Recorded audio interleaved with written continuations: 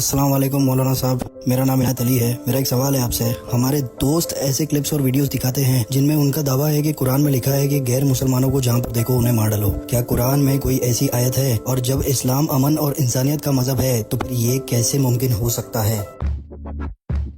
آپ کا سوال، مستند اور مستدل جواب۔ ہم آپ سے گزارش کرتے ہیں کہ اس چینل کو آپ ضرور سبسکرائب کریں اور اپنے فرینڈز کے ساتھ ان ویڈیوز کو ضرور شیئر کریں تاکہ اہل بیت کا پیغام زیادہ سے زیادہ جوانوں تک پہنچ سکے۔ نہیں، بالکل نہیں۔ اسلام میں کلی طور پر ایک غیر مسلمان کے لیے اس طرح کا حکم نہیں پایا جاتا ہے۔ اس کلپ میں ہم ایسے ڈاؤٹس کا جواب تفصیل سے جاننے کی کوشش کریں گے۔ اسلام کے کسی بھی قانون کو سمجھنے کے لیے اس سبجیکٹ یا موضوع کی تمام آیتوں کو سمجھنا ضروری ہے۔ ایک جز سے پوری بات کا فیصلہ نہیں لیا جا سکتا۔ مثال کے طور پر آپ اس امیج کو دیکھیں۔ ظاہری طور پر اگر صرف اس امیج کو دیکھا جائے تو سب کو یہی لگے گا کہ یہ شخص ظالم ہے اور یہ شخص مظلوم، لیکن جب فریم کو بڑا کیا جاتا ہے تب حقیقت واضح ہوتی ہے کہ جو چیز دکھائی جا رہی تھی اور جو حقیقت ہے وہ دونوں ایک دوسرے کے بالکل اپوزٹ ہے۔ یعنی اگر ہم صرف پکچر کے ایک پارٹ پہ توجہ رکھیں اور پوری پکچر کو نہ دیکھیں تو پھر آسانی سے مس گائیڈ ہو سکتے ہیں۔ یہی بات قرآن مجید کے لیے بھی ہے۔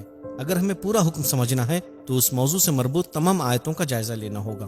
مثال کے طور پر قرآن میں آیت ہے کہ نماز کے قریب بھی مت جاؤ، لیکن اس آیت کو سمجھنے کے لیے اس کے دوسرے حصے کو بھی سمجھنا ضروری ہے، نہیں تو اسے آسانی سے مس کوٹ کیا جا سکتا ہے۔ اور وہ دوسرا حصہ یہ ہے، یعنی جب تم نشے کی حالت میں ہو تو نماز کے قریب مت جاؤ۔ اب آئیں ہم یہ سوال کرتے ہیں، کیا قرآن میں تمام اہل کتاب سے جنگ کرنے کا حکم ہے؟ قرآن مجید میں کچھ آیتیں مطلق یعنی انکنڈیشنل ہیں، کچھ مقید یعنی کنڈیشنل۔ جیسے سورہ توبہ کی یہ آیت، ان لوگوں سے جہاد کرو جو خدا اور روز آخرت پر ایمان نہیں رکھتے اور جس چیز کو خدا اور رسول نے حرام قرار دیا ہے اسے حرام نہیں سمجھتے اور اہل کتاب ہوتے ہوئے بھی دین حق کا التزام نہیں کرتے۔ یہ آیت مطلق یعنی انکنڈیشنل ہے۔ اس میں اللہ نے حکم دیا ہے کہ جو لوگ اللہ اور آخرت پر ایمان نہیں رکھتے ان سے جنگ کرو۔ ظاہر طور پر یہ لگ رہا ہے کہ تمام اہل کتاب یعنی کرسچن اور جوز سے جنگ کرو، لیکن قرآن نے دوسری آیت میں اس انکنڈیشنل آیت پر کنڈیشن لگائی ہے، جیسا کہ قرآن کی دوسری آیت میں ارشاد ہوتا ہے، اور تم اللہ کی راہ میں ان لوگوں سے لڑو جو تم سے لڑیں اور زیادتی نہ کرو، کیونکہ یقیناً اللہ زیادتی کرنے والوں کو ہرگز دوست نہیں رکھتا۔ یہاں پہ جو کنڈیشن لگائی گئی ہے، ایک، ان سے لڑو جو تم سے لڑ رہے ہیں، دو، لڑنے میں حد کو پار نہ کرو یعنی ایکسٹریمسٹ نہ بنو۔ پہلی آیت میں ایسا لگ رہا تھا کہ تمام اہل کتاب یعنی کرسچن اور جوز سے جنگ کرنا ضروری ہے، لیکن جب ہم نے اس آیت کی کنڈیشن کو دیکھا تو واضح ہوا کہ ہر اہل کتاب سے نہیں لڑنا ہے بلکہ صرف ان سے جنگ کرنا ہے جو آپ سے جنگ کریں، یعنی 99% سے بھی زیادہ اہل کتاب جنگ کرنے کے حکم سے خارج ہو جاتے ہیں، تو ان کے ساتھ ہمیں محبت اور بھائی چارے کے ساتھ رہنا ہے۔ مولانا، ہمیں یہ تو سمجھ میں آ گیا کہ تمام کرسچنز اور جیوز سے ہمیں جنگ نہیں کرنی ہے بلکہ صرف ظالموں سے مقابلہ کرنا ہے، لیکن کلی طور پر غیر مسلمانوں کے بارے میں قرآن کیا کہتا ہے؟ مولانا آپ اسے بھی ہمیں پلیز کلیریفائی کر دیں۔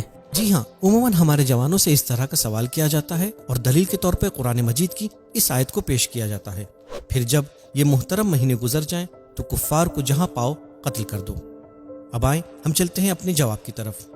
بظاہر اس آیت سے بھی ایسا لگ رہا ہے کہ غیر مسلمان جب بھی جہاں بھی ملے اسے قتل کر دینا چاہیے۔ اس کے برخلاف آئیں اب ہم قرآن کی دوسری آیت کو دیکھیں جس میں پروردگار نے غیر مسلمان سے کیسا برتاؤ کرنا ہے اسے بیان کیا ہے۔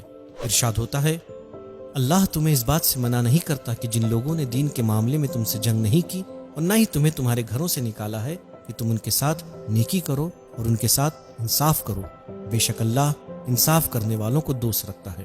قرآن مجید میں غیر مسلمانوں کے لیے دو الگ الگ طرح کے حکم ہمیں ملتے ہیں۔ پہلا حکم جنگ کرنے کا، دوسرا حکم ان کے ساتھ نیکی سے پیش آنے کا۔ اب ان دو اپوزٹ حکم کے بارے میں ہم کیا سمجھیں؟ علامہ طباطبائی اپنی کتاب تفسیر المیزان میں اس کا جواب یوں رقم فرماتے ہیں کہ جنگ کرنے والی آیت کا حکم ان غیر مسلمانوں کے لیے ہے جنہوں نے تم پر ظلم کیا، تم سے دشمنی کی اور تمہیں تمہارے گھروں سے باہر نکالا ہے، لیکن دوسری آیت یعنی نیکی کرنے والی آیت کا حکم ان غیر مسلمانوں کے لیے ہے جو نہ تم سے دین میں جنگ کرتے ہیں اور جنہوں نے تمہیں تمہارے گھروں سے بھی نہیں نکالا ہے۔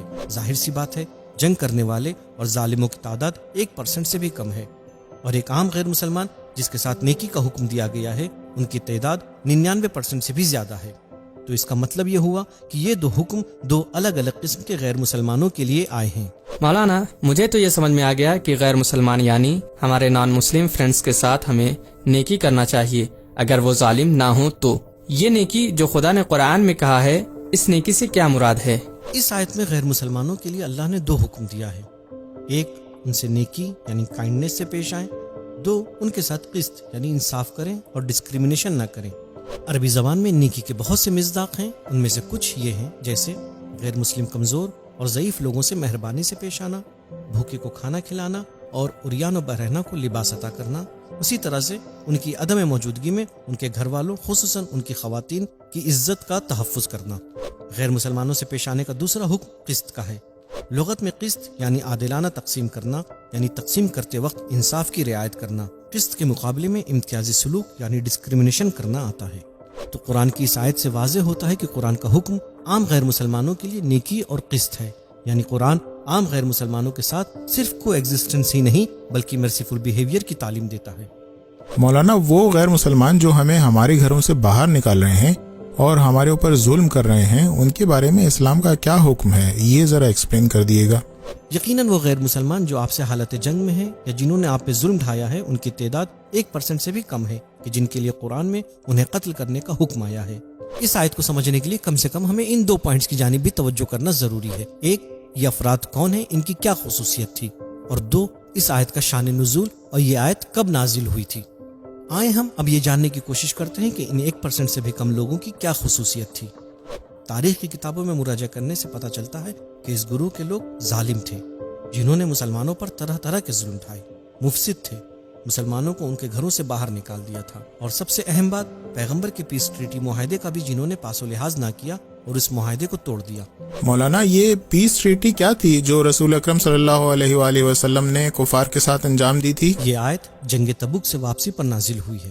پیغمبر اکرم صلی اللہ علیہ وآلہ وسلم روم و ایران سے جنگ کی خاطر مدینے سے بہت دور گئے ہوئے تھے.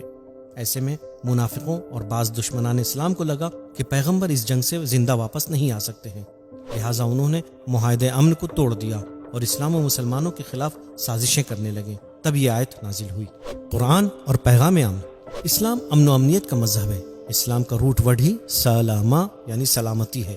جتنی تاکید اسلام نے امنیت اور بھائی چارے پہ کی ہے، دنیا کے کسی بھی مذہب نے نہیں کی. مثال کے طور پر ارشاد ہوتا ہے، اسی وجہ سے ہم نے بنی اسرائیل پر لکھ دیا ہے کہ جس نے کسی انسان کو قتل کیا بغیر اس کے کہ اس نے کسی کی جان لی ہو یا زمین میں فساد برپا کیا ہو تو وہ ایسا ہے کہ جیسے اس نے تمام انسانوں کو قتل کر دیا، اور جس نے کسی ایک جان کو بچا لیا تو وہ ایسا ہے کہ جیسے اس نے تمام انسانوں کو بچا لیا. یا دوسری آیت میں ارشاد ہوتا ہے، اور اگر وہ صلح کی طرف مائل ہوں تو آپ بھی اس کی طرف مائل ہو جائیں اور اللہ پر بھروسہ رکھیں، بے شک وہ بڑا سننے والا بڑا علم والا ہے. پیغمبر صلی اللہ علیہ وآلہ وسلم رحمت للعالمین. قرآن مجید میں پروردگار نے نبی کریم صلی اللہ علیہ وآلہ وسلم کو رحمت للعالمین یعنی عالمین کے لیے رحمت کہہ کر مخاطب قرار دیا ہے. اور پیغمبر اکرم کی حیات طیبہ کا جائزہ لیا جائے تو اس رحمت کے ہمیں بہت سے نمونے مل سکتے ہیں. مثال کے طور پر 8 ہجری مکہ کے ظالموں کے خلاف جب مسلمانوں کو فتح حاصل ہوئی، وہ ظالم جنہوں نے سال و سال مسلمانوں پر ظلم و ستم ڈھایا تھا، ایسے میں جناب سعد ابن عبادہ کی جانب سے ایک نعرہ لگا، الیوم یوم الملحمہ، آج قتل و خونریزی کا دن ہے. تو پیغمبر رحمت نے انہیں اس نعرے سے منع کیا اور فرمایا، الیوم یوم المرحمہ، آج رحمت و مہربانی کا دن ہے. توجہ رہے کہ اس وقت نبی کریم صلی اللہ علیہ وآلہ وسلم پاور میں تھے، مسلمان طاقتور تھے، اور دوسری طرف یہ وہی مشرکین مکہ تھے جنہوں نے پیغمبر صلی اللہ علیہ وآلہ وسلم اور مسلمانوں پر طرح طرح کے ظلم و ستم ڈھائے.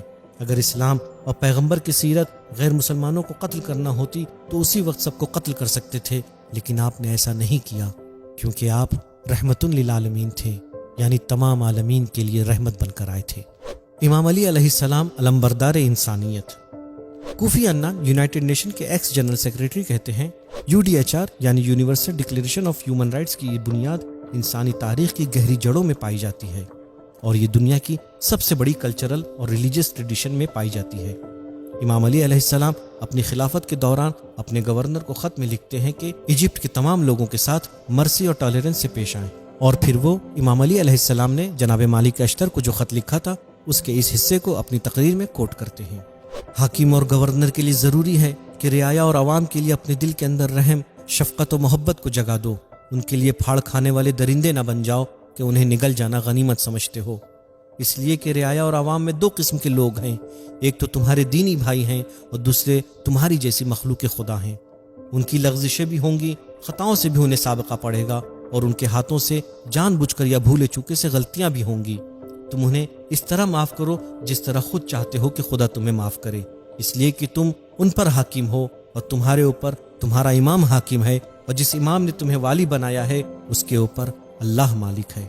کنکلوژن، اسلام امن و بھائی چارے کا مذہب ہے، اور اسلام چاہتا ہے کہ ہر مسلمان کے دل میں دوسرے انسانوں کے لیے رحمت و محبت کا جذبہ پایا جائے۔ اسلام نے غیر مسلمانوں سے نیکی اور عدل و انصاف سے پیش آنے کا حکم دیا ہے، اور صرف ظالموں سے جنگ کرنے کا حکم ہے، اور ہمارے پیغمبر صلی اللہ علیہ وآلہ وسلم اور ائمہ اطہار علیہ السلام کی بھی یہی سیرت تھی۔ ہم جوانوں سے توقع رکھتے ہیں کہ وہ اسلام کی اس تعلیم پر عمل کر کے اسلام کی سربلندی کا سبب بنے۔ امید کرتے ہیں یہ کلپ آپ کو پسند آئی ہوگی۔ اگر آپ سبیل میڈیا کو سپورٹ کرنا چاہتے ہیں اور آپ ہندوستان سے ہیں تو پے ٹی ایم یا گوگل پے کے ذریعے سے آپ ہمیں سپورٹ کر سکتے ہیں۔ اگر آپ منتھلی ممبرشپ کے ذریعے سے سپورٹ کرنا چاہتے ہیں تو آپ پیٹریون کے ذریعے سے ہماری منتھلی ممبرشپ کو حاصل کر سکتے ہیں۔ یاد رہے، سبیل میڈیا ایک نان پروفیٹیبل آرگنائزیشن ہے، اور ہم آپ کے سپورٹ کی وجہ سے ہی یہ خدمات کو انجام دے پاتے ہیں۔ شکریہ، التماس دعا۔